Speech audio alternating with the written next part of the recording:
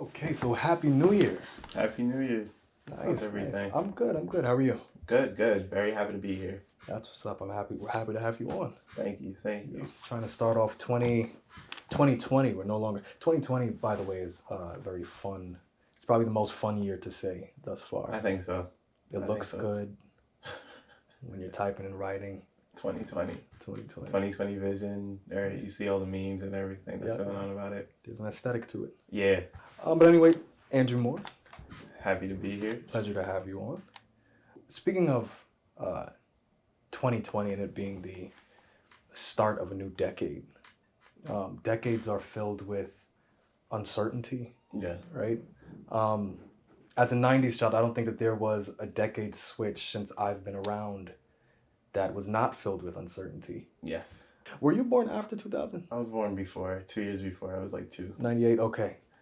2000, I do remember there was a panic that the world was going to end. I Yeah. think I was too young to see that. I think the only one I know about is 2012. 2012. Everybody That's says what I was going to get to 2012 next. Was the year that everything was going to end, and like the day came and left, and Nothing like happened. 8 years later. Yeah. And I mean, I'm still glad I get the opportunity to be here, so Of no course. complaints. Of course. But as Queens residents, something else happened in 2012. Hurricane Sandy, something I will not soon forget. It was an interesting time. Yeah, but a lot of great things were learned from Sandy. A lot of stories of resilience, Yeah, right? And definitely. and just keeping in mind that a bad time is not necessarily the end of Yeah. life. Yeah.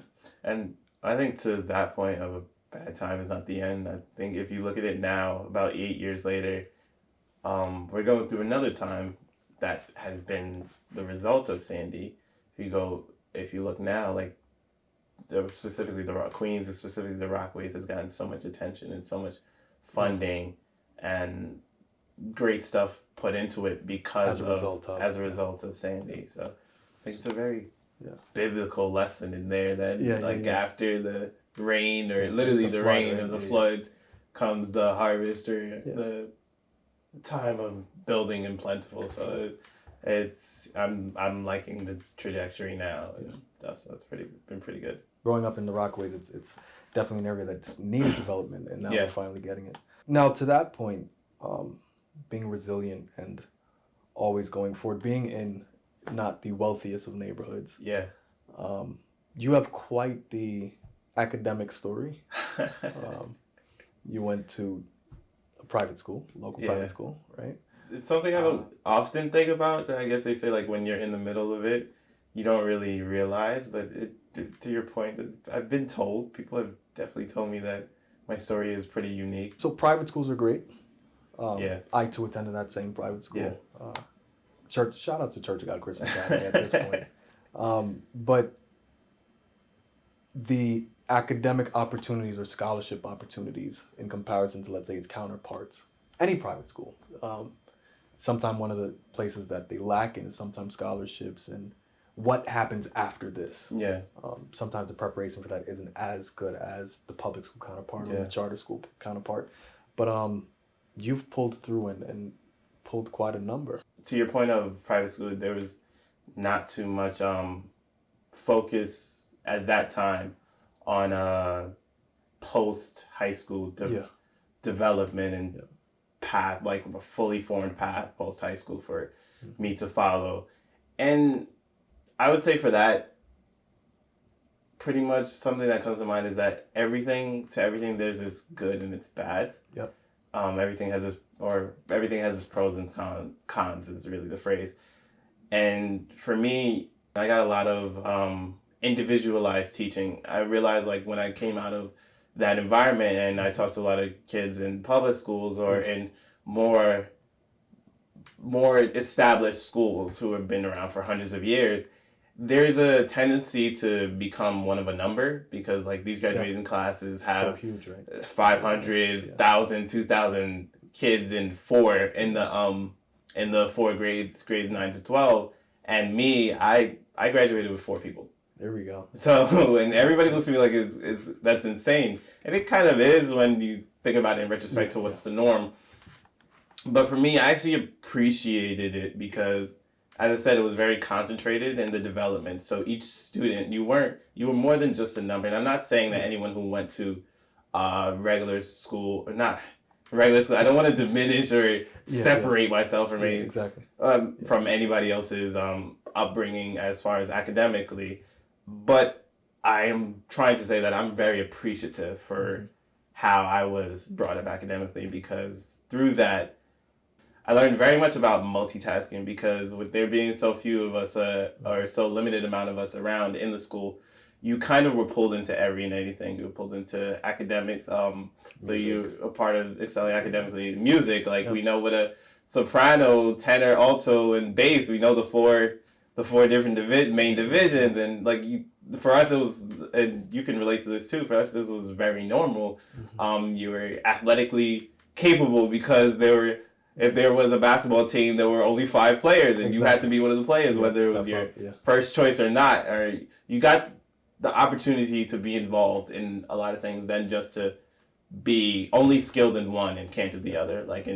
I've observed in many other cases. So I'm very appreciative of that, and has definitely taken me far. The unique experience and unique story. In a time where student loans are at the forefront of conversations, at a time where the national debt, I believe student loans is allocated a pretty decent chunk. Yeah. And not coming from the most, once again, the richest or the most affluent, I hate that word, but of environments. How did you manage to do what you did? But by the way, before we even get into that, are you currently paying for college? No. Okay. No. I don't know what a loan is, and I don't. I really don't. I've been blessed enough not to pay for college. So. Yeah. And so what was that all determination? How did that happen? Let's say determination is a really good word for it. Hail Mary, blessing, perseverance. You could add a lot of attributes or a lot of adjectives to that experience. I guess I'll start from pretty much senior year or second senior year. So another individual thing about my academic background is that I went to a school where you kind of developed at your own pace, and a little for its pros and cons. It's true. You kind of worked at your own pace. So no one was put in where there was like you did one grade each year and stuff. Yeah. That's the normal. It was broken down that way, but it would, without getting too much into it, like it was very, I would say, able to be manipulated at the rate you went through school.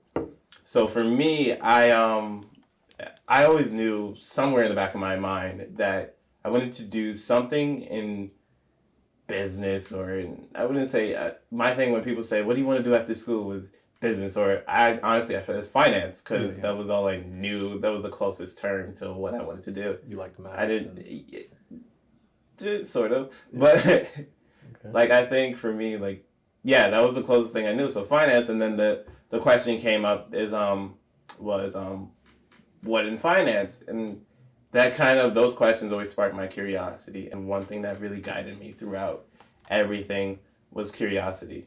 I would say that has defined pretty much everything I've ever done. I have, since I can remember, I've always been a person who always asks why.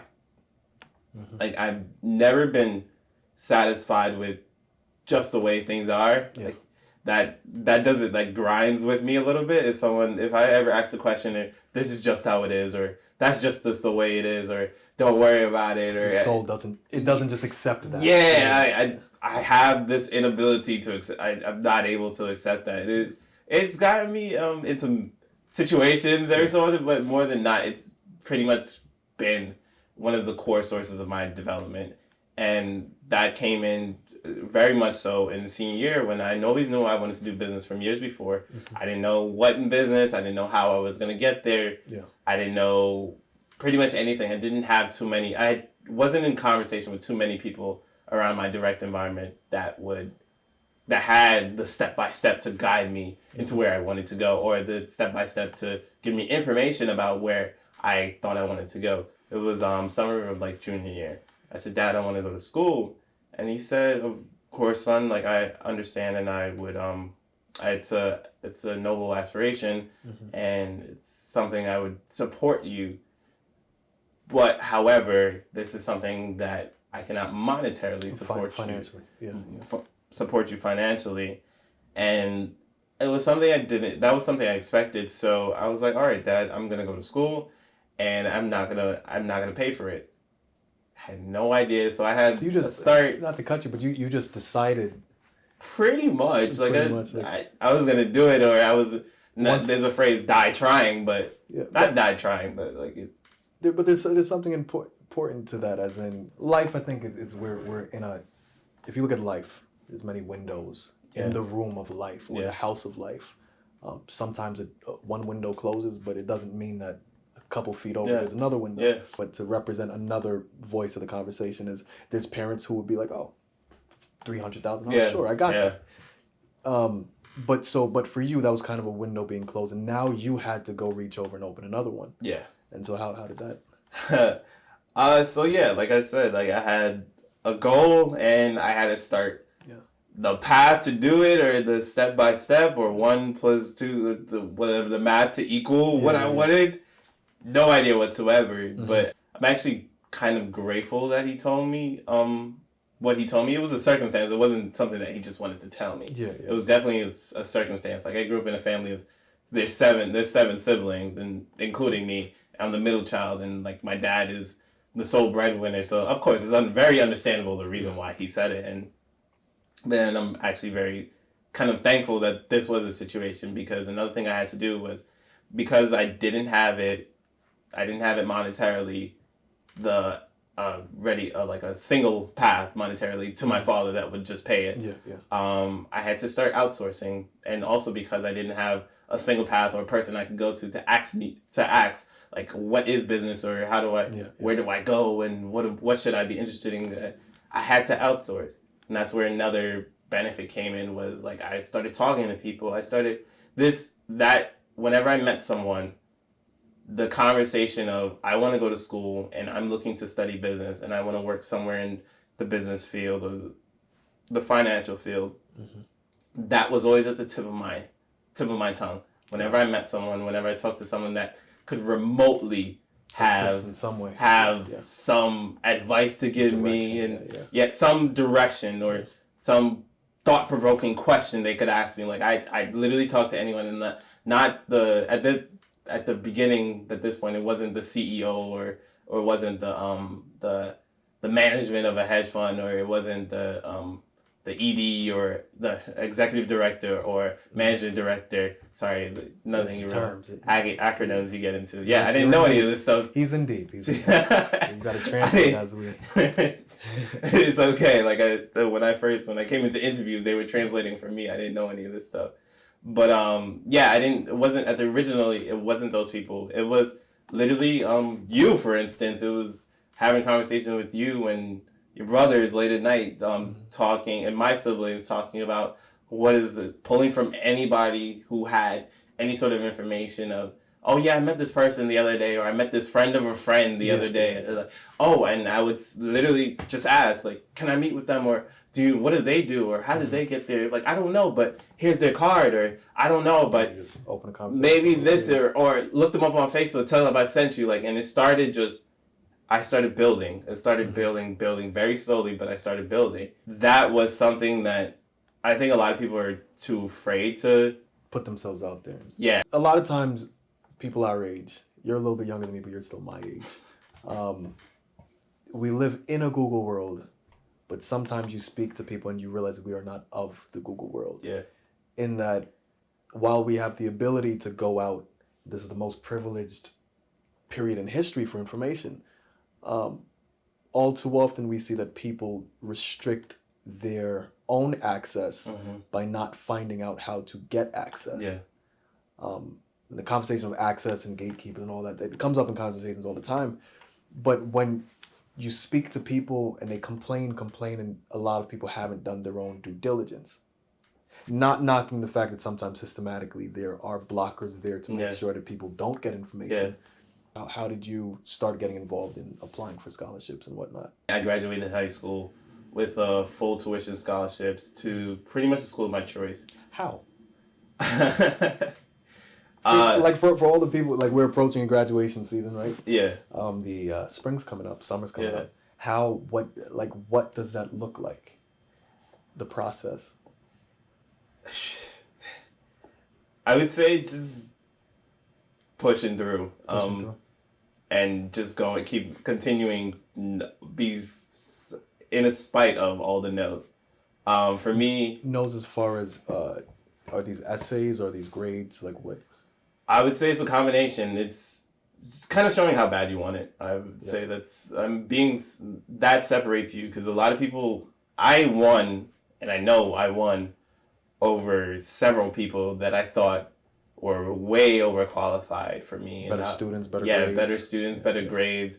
I remember I was in the interview of the scholarship I got, and where they have you in a waiting room with other students, and kids start to talk and they're networking, and kind of everybody's a little nervous, so people talk and stuff. I remember one student said, "Oh yeah," and this is when I think the SAT is still at 1600.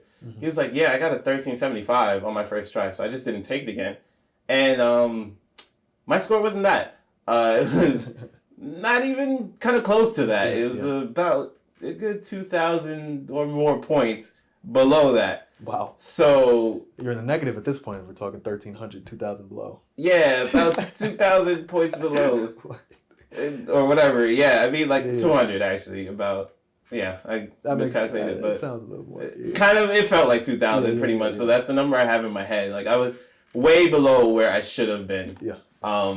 Where I thought I should have been in comparison to that individual or other individuals. Your peers. Yeah, they went to more notable schools than mine did. Like with my school was like, where do you go to school? And I have to explain it, but I think that that push and that showing that I wanted to be here, that past what I was on paper, I think that was really what was the deciding factor. So you're saying, but besides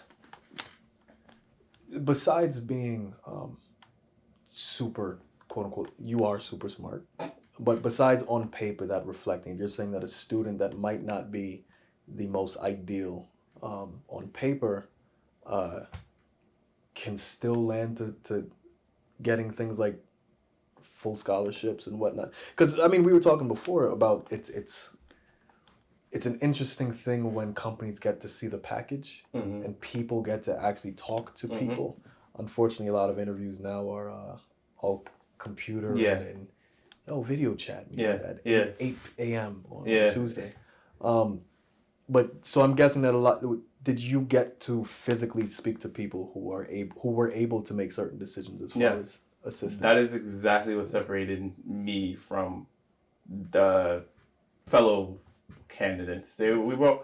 Because when I got to that point, it was like you were all. It wasn't first when I applied to scholarships, about maybe a couple hundred to 1,000 people applying, or maybe more. I don't know the exact number, but that was on paper, and then you wrote the essays, and I had to get basically character witness. A professional had to write, co-sign or refer, give me referrals, and honestly, I never got to see what they wrote or really what the prompts were, but I heard they pretty much had to write several essays on me and in recommendation for this. Vouching for me. I had to get a teacher to do that, and I'm very thankful for that. If I never said it, I'm pretty sure I said it, but I'm very thankful for that. They know who they are. No, they know who they are. I have no idea what they wrote, but I had to get that, and then after that, I had to write my own essays on what I thought of my character and explain my story and where I come from and stuff like that.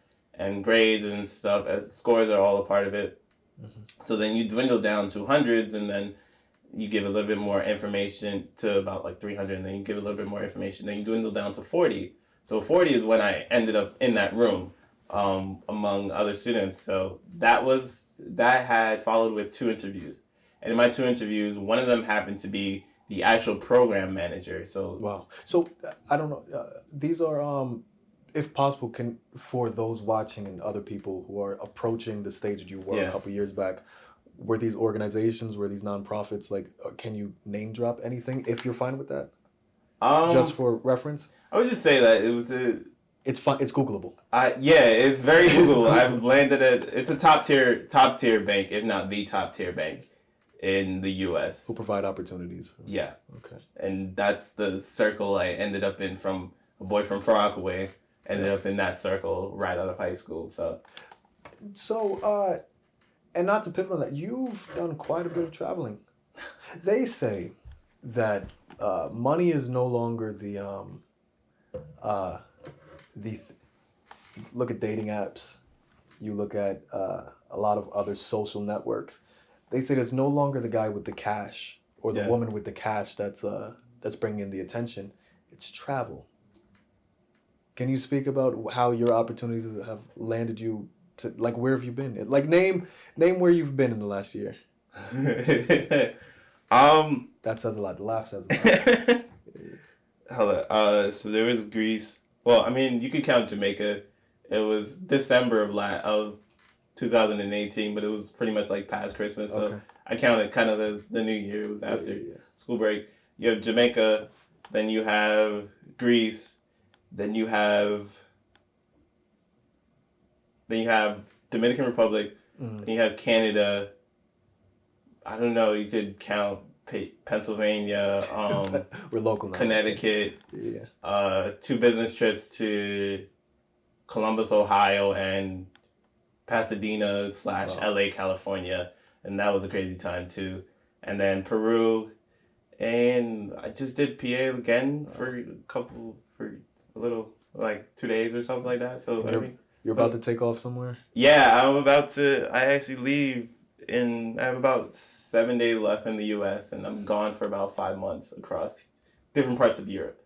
Nice. So, I mean, between 3 at the least to about maybe 12 or 15 countries for the next 4 or 5 months. Wow. See, your story is interesting because I think that 2019, for many, was not just a year that has passed. It was a beast that needed to be conquered. Yes. 2019 was a tough year. Yeah.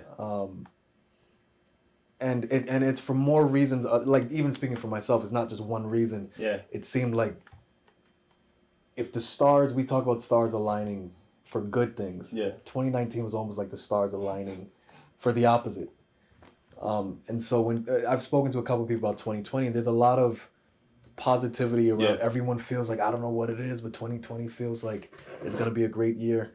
So speaking to that go-getter mentality, what can you say to somebody who's not just into New Year resolutions, but is trying to take a journey of success? And I know you're young. I don't know if you consider yourself successful, but I think that at your age, it's definitely towards that direction, or you're en route. I mean, so people tell me. For me, I feel like I pretty much haven't done anything yet. I mean, although after these 4 or 5 months, or after those 5 months, I'll be back for about 2 or 3 weeks, and then I'll be leaving for another 3 months again. So I think after that, my perception may change a little bit, and I might look back and say I did something a little crazy. But as of right now, I do think I haven't done much yet. But so people tell me, and that I'm guessing that mentality fuels you to keep on. That is one way. It keeps me pretty humble. Yeah. Also, to your question about to somebody, what would I say with somebody? I would say, unless you figured it out, unless you know it for yourself, having that thing inside you that says, just because someone says it can't be done doesn't mean that's actually true. And doesn't mean that the person's wrong either. To that person, where they are, how much they know and how much they've explored, they say it can't be done. For them, that's true. It is up to you to find out for yourself whether it's something that you can't do. And I think that's something that I've learned much recently. I think there's a phrase that says, if you say you can't, you can't. If you say you can, you can. And not everything can be done right now or in the exact way you want it. like the shape of it may change. Instead of a circle, you might get an octagon or something like that. It's kind of similar, but it's different. Like, you know what I'm saying? So you have to be kind of flexible with what your vision is, because the journey might not be. Yeah, it might not be the same, but it also could be very much better than you ever thought it possibly could. So I would say, like, to somebody, that's my main thing. If someone, don't always take it at face value when someone gives you a no or a negative, or even when they give you a positive. For them, what they're knowing, they're trying to be, even loved ones or whoever, trusted advisors, from what they know and out of the goodness of their heart or whatever they're doing, they're probably giving you the best advice that they can. Yeah. But I would say there is something to doing your own research and finding out for yourself whether or not this is the correct avenue, or whether or not this is something that is or isn't possible. Because what we've talked about so far, a lot of people told me it wasn't possible. A lot of people said that you're looking kind of crazy. And I'm sure to many people I was crazy. Like, I thought I was crazy. Like, looking back on it, when I actually think about it, I thought it was crazy. But if I had stopped my curiosity, if I'd stopped, like, if I had, and this was also one of the first things I did, independent of a lot of. You were kind of, it was kind of like a tunnel vision type of. Yeah, it was very, I don't want to say lonely isn't the right word. I would say solitary. It's very, very, like, this is something that Andrew's got to do. Yeah. Independent of family, independent of friends, independent of people he's looked up to in his environment and stuff like that, independent of people who've been teaching him since he was a baby. So it was like something that I really had to take on my own. And that was kind of one of the things that led to me being, I guess, successful in most standards. So at this phase of your life. Yeah, at this phase. So what do you think is your outlook on the big picture? Do you have any aspirations later on? Oh yeah, I have plenty. They change every day. I think for me, one thing I've been recently learning is that not so much to look at the staircase or the mountain. Yeah. Look at the next step. Because I found, although I've been able to make it this far, I found a lot that sometimes you can overwhelm yourself, especially when you start getting, I guess, a little bit of success, or start getting a little bit recommendation for the effort you've been putting in. A lot of doors start to open, more than you would expect. So it can get a little overwhelming to start looking and grabbing at every door. It's how about, like, now, instead of, it's somewhere good to be. Like, I'm not complaining by any standards. I have no right to do that. And I'm very appreciative and very blessed to have the opportunities I do. But I think for myself, I'm starting to figure out that it works better when I look where this is this is the door I want to go in now. And not think that the door I don't go in right now is going to disappear. Okay. Because I guess that mentality where if I don't do it right now, it will never happen. And that's not always true. You can stress it and try to do both right now, and you'll open both doors halfway instead of opening one fully and exploring what's inside. Then you can close it or decide to open it and use it to get through another door. It might lead you to somewhere else or something like that. Like, see all the light in that room before you go somewhere else and start exploring somewhere else, I guess. See all the light in that room. I'm gonna steal this from a pretty big podcast, one of Oprah's podcasts. She likes to end hers off with kind of rapid firing some words and what they mean to the person being interviewed. Let's start. You ready? Born ready. Oh, there we go. I hope. God. All powerful, deserving of all respect. Nice. Privileged. Ability to be alive. Ability to be alive. Blessed to be alive. Blessed to be alive, yes. Okay, nice. Destiny. Half what you create of it, and I would say half of the higher up's plan for you. Yeah. Wisdom. Most learned in mistakes. Nice. And finally, legacy. What you leave behind for someone else, for others. And so, as you mentioned before, that's something that you definitely have a passion for as well. Um, not just being a recipient of assistance, but also being able to do that for someone else, right? Of course, it's honestly, I would say it's my duty, or it's my responsibility or right, Yeah. because, and it's only fair because I've only gotten this far because of others, whether it's peers, those younger than me, those older than me, family, friends, people that have taught me. From like, I'm the combination of what others have put into me. Yeah. Yeah. And then that helped me decide where I was going to go and influence me into learning how I was going to get something that I wanted. So for me to just take, it's like, it's not really Ethically. Yeah, it's not ethically. Improper. Exactly. I couldn't have said it better. So yeah, of course. And besides that, and this probably is also the influence of maybe parents or the environment I've been raised up in. I have a passion to be part of the reason someone else succeeds, part of the reason someone else has success. I've seen so many that I wouldn't want to say better or worse than me, but in their path, in the path that they in their potential, Yeah. they're so overflowing with potential, with talent, with ability, but especially in our environment as someone as a minorities, just to put it out there, like, it's a fact of life. You see some of that potential. I wouldn't say not go to waste, because everybody still has their life and their opportunities to live, but it may not be fully reached because of a simple fact of a lack of knowledge. Yep.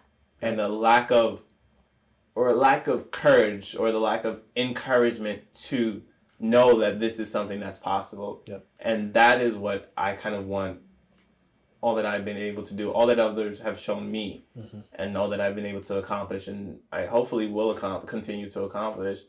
I want that to prove to someone that if I definitely could do it, like, I know it's very cliche, but if I can do it, you could do it. Yeah. You can use whatever you have gone through and make it work for you. I've definitely capitalized on that. My as I previously spoke about, my lack of knowledge as far as a direct path to go post graduation. It was something I was very I guess down or stressed about before, but I'm actually so glad that it worked out the way it did, because I didn't have that certain path or that certain expectation. Like, for instance, if my father had wanted, or if my father was giving me the money to go to school, the direction. Yeah. He would have also probably had a greater influence over the direction. And I'm not here to say that would have been bad, or I'm not here to say that would have been good. But me having that independence, as far as like, this is something I needed to do, also gave me that independence as far as like, which way do I want to go? Which way do I want to choose? And that was where my story came in. When I would talk to people, I would let them know, hey, like, I don't have a direction.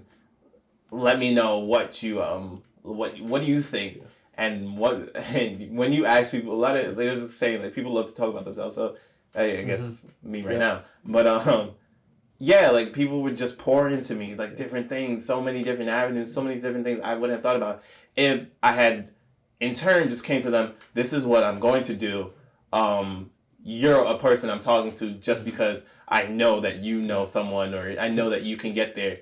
It would have been a lot different conversation than, hey, what do you think? I just want to know. I just want to learn more. Where do you think I could go? That gave me so much more opportunity and knowledge than the opposite would have given me. That is a pro tip. Yeah. For those who have, I've been privileged in my current career path and professional job or full-time job to come across a lot of different successful people and celebrities and different things. But as you just said, before you ask for anything, remember that people like to talk about themselves. They might never admit it, but as you said, if I said, "Hey, can you get me into Wall Street? I want a big job." Most likely you're gonna be curved, right? You're gonna get that New York, little curve. But if you say, "Hey, I'm a young person trying to, I see you, I see your Ferrari, I see what you're doing. How do I get there?" That is a much more successful way to get an answer. there's a value of, there's a really, I would say if you're young, kind of like young like me and you, one of the most valuable things you could ever do is open-ended questions. Mm-hmm. Ask as broad a question as possible. Like literally, just Yeah. see where it takes you, and be very flexible about where it can take you. Like I've talked to people, and I came to them because, like in the back of my head, I had preconceived notion. Oh, this person may. I looked at them. They may work at a company, but, and then I get in the conversation. Yeah. Oh yeah, I run several daycares. I run several dance studios, and I manage that business. And I'm like, instead of some may, if that had happened, and some, I'm not sure I want to do a dance studio. Like I kind of have like two left feet. It's not my forte, I would say. And daycare, like I'm not sure that that's my passion. But if I had just stopped it there and never continued the conversation, I would have realized that no matter where you go, business is business. Yeah. So the same qualities apply. Like you have to be very diligent and making sure in a daycare we're making sure how the kids are being run, and same with the dance studio to make sure all the kids have the costumes for them. You have to budget for how much food the daycare needs, and versus budgeting for the costumes, like for the kids. Like it's all business. And if I didn't hear their story, like, or I wasn't welcoming to the story that they would have, like, that would have diminished a possible avenue of opportunity for me. And not just that, it's not just, you spoke about legacy and leaving something behind, and being able to assist where you can.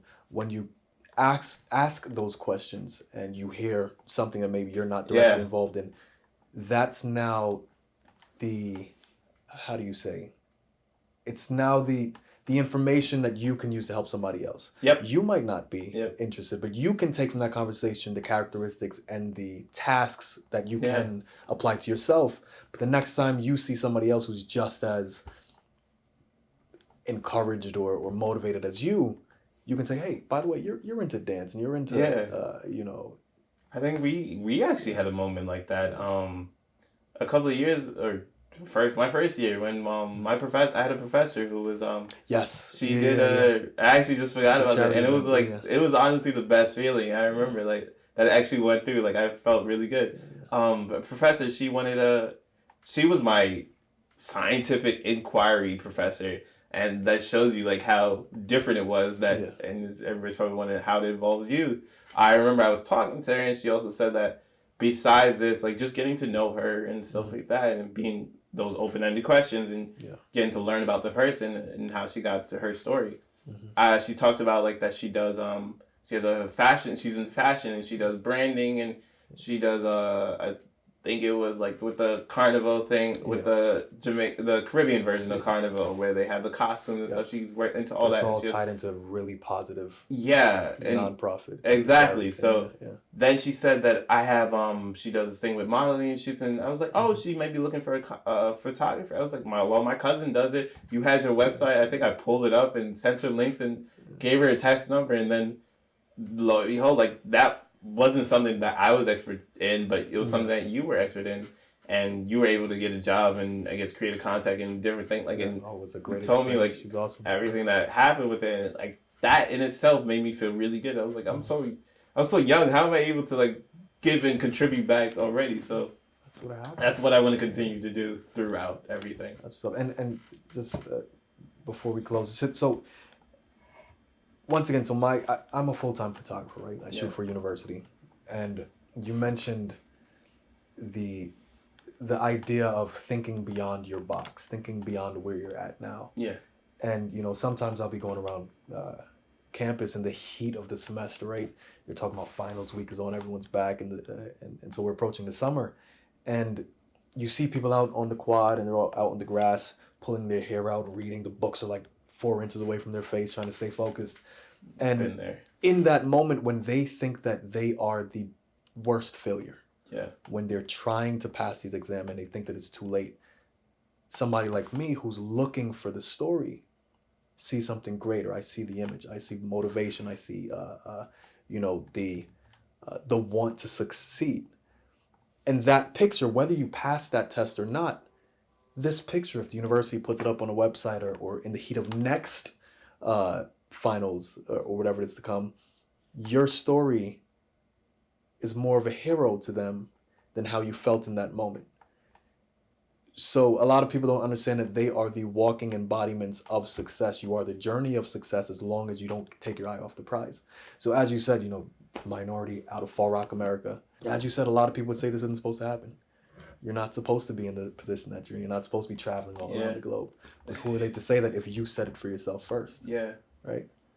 So yeah. Is there any way that the people can follow you on your journeys? Oh yeah. To Peru and Europe and And to your point, I have to admit I've been a little bit bad about posting on social media just because I've been kind of living in the moment, like things get a little crazy versus 2 years ago. So but I do have a commitment to you guys or to everybody this year that as along the lines of being part of the reason someone else to see. I also want, as you said, like my example to be to resonate with someone to give them the opportunity to let them know that basically if I've done it, you can do it. But so to that, I have Instagram, which is Drew First, which is DREW.1, the number 1, and then ST, and then I have LinkedIn, Andrew Moore, and Facebook, which is my name too. I think Facebook is a guy is me in a suit. Might be one, I think my highlight or my over picture, I'm not sure what that is, a timeline photo maybe. I think that one is like me in a suit, like drinking tea over some hotel in Greece or something like that. Drinking tea. Yeah. Okay. I think I had like the leg crossed or something like that. Nice. It's pretty cool. You'll see. Nice. That's good. No, it's been a pleasure.